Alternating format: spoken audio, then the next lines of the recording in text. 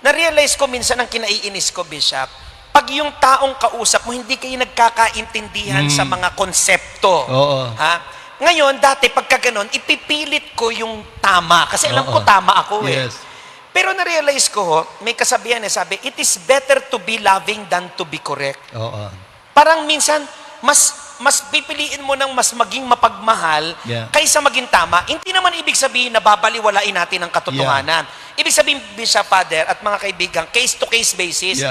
Na-realize ko sa edad ko po ito, pag nilayan nyo po ito at huwag kayo magalit, mahirap po makipag-usap pagkausap nyo tanga. Yung tanga, Bishop, hindi naman yan dahil masama siya, Father, or Bishop. Kundi minsan may mga taong hindi, ito yung pinaniwalaan ko eh. Ito yung para sa akin ang katotohanan. Sarado minsan na yung isip. yan yung nakakapagpainis sa akin. Kaya lang, kahit naman anong gawin ko, kahit ilaga ko naman sa kumukulong tubig yung taong yan, pag ang kaisipan ay nanindigan na, ay, wala ka na magagawa.